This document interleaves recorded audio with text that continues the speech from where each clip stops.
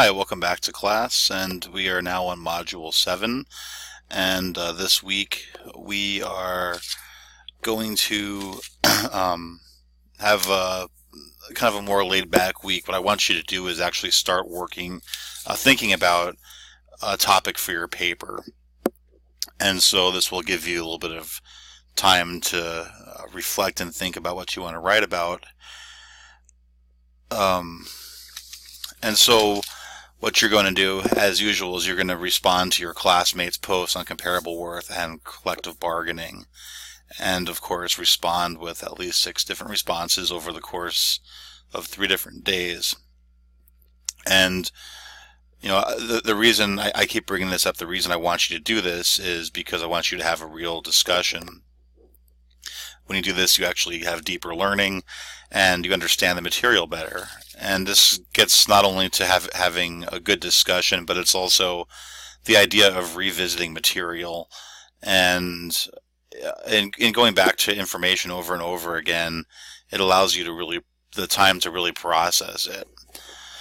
So I'm noticing a lot of your discussions are really good. There are some people who are getting a little light with their posts. Again, I don't want one-sentence posts or responses. Go a little deeper. And when you have a discussion with somebody, when they talk, you don't need to really get back and say how articulate they were. Just mention, talk about their actual substance of what they're discussing. So you're going to read the 6th chapter of the text, and there's an additional report. Initially, when I had this assignment, there were 3 different reports that were tied together. So I'm going to have you just read one report, actually. That's going to look at taxation.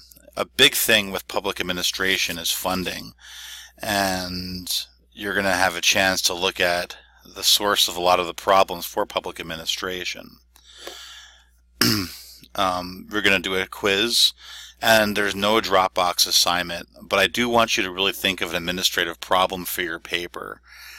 I'm sure that you're starting to get the gist of what public administration is by now. This is a very, very broad subject. So public administrators, as you can tell, can do anything from sweeping streets to operating a spaceship, and this is something that governments need to operate efficiently. And so all around the world, public administration is studied, and there's a goal of trying to bring really good people in to solve the problems that we have with implementing policy. In looking at public administration, we look across time and space. So we do look across the world and look at other countries sometimes and see how they deal with working to address problems. And we also look across time. So we do a lot of historical analysis. We look at cases to see what happened, and this gives us the ability to think about how we could possibly deal with an issue. So when you're thinking of a problem for your paper, you could go very broad. I do encourage you to take something you really like and try to apply the idea of public administration to what you normally study. So you can get creative with this and have fun. The paper will be broken down into portions, and I really hope that you're understanding too that on top of being broad, public administration is really looking at how to deal with situations. So public admin is studying how to either make things operate efficiently, or it's looking at how to deal with problems that arise. And so this is a field that can borrow from anything. Public admin looks, as you see, to business, looks at science, academia, looks at itself. We study the military, and we study any organization that could be that operates like a bureaucracy. And there are some public administrators that have very few people looking over their shoulder. So there are some public administrators that have quite an area of latitude to how they can operate, and it's and then this could be looked at pretty broadly too. So you could go very wide with your paper. The main thing that you want to do is you want to approach a problem with the lens of a bureaucrat. So to do this effectively, I want you to personalize this paper with your interests, so that way you can take ownership of the assignment. So looking at what we're going to do this week, of course we have the chapter 6 to read, and there is a report that you're going to read, and this is from the Institute on Taxation Economic Policy. And as you scroll down, I want you to read this whole report. It looks at how states implement taxes, and this is something that might be more important to look at now than it was for a long time. You'll be able to see what states are more regressive, and these are the states that put the highest burden on the lowest income people in the population. You can see, looking at South Dakota as a case, the poorest 20% is hit with about 11.3% of their income being taken back in taxes. You compare that as you move up, and you can see we're quite regressive. But even some of the less regressive states are still pretty regressive. You're going to read through this whole report, and then towards the end there is a map, and let me get to it here. It's just kind of a long report, but it gives you a ton of information. As you get down to the map, you're going to answer one of your discussion questions using this map, and you're going to choose a state and analyze how the taxes are distributed amongst the people who live in the state.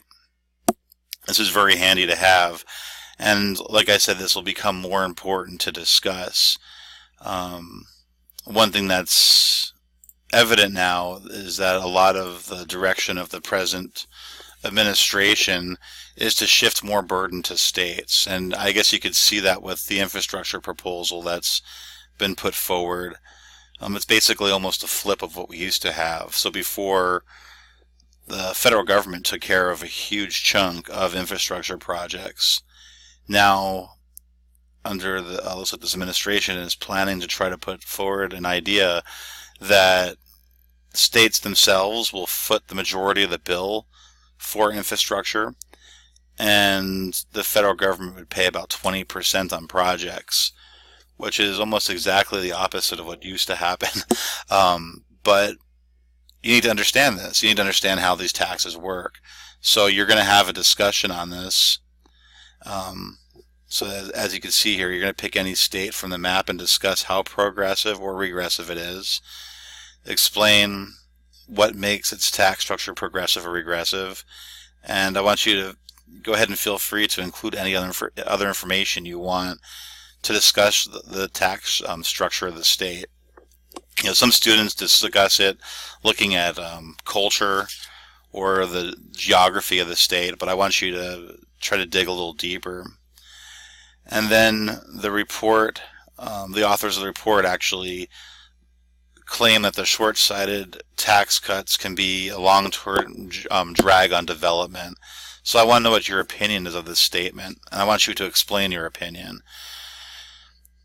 This isn't talking about the current tax cuts. This report was written in 2015, and so this is something that has been ongoing. It was to what was a tax structure that's found here. That's the most recent one that this think tank put out.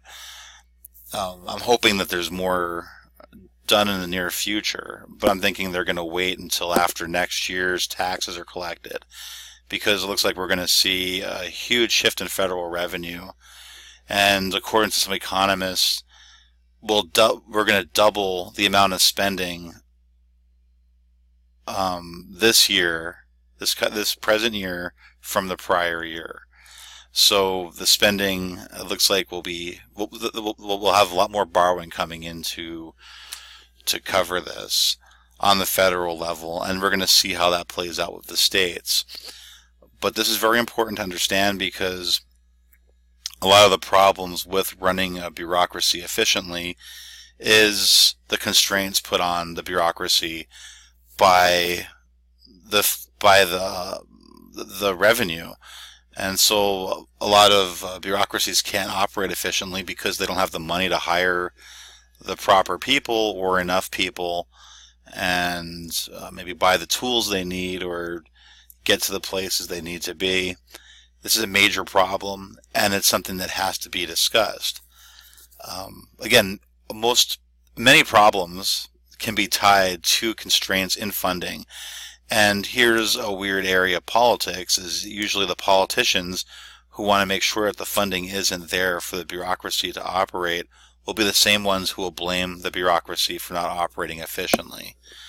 So it's a very weird position that these agencies go under on the federal and the state level, even the local level sometimes.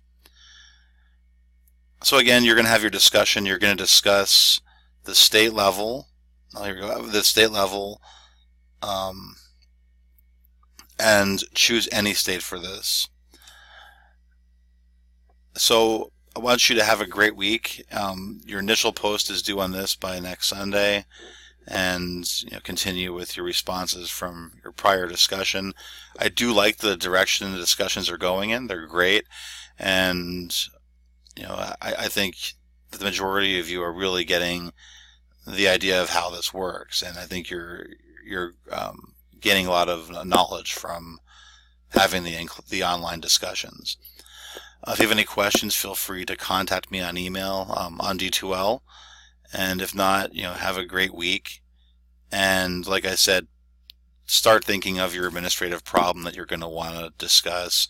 We'll start moving forward with putting that paper together pretty soon. All right, thank you.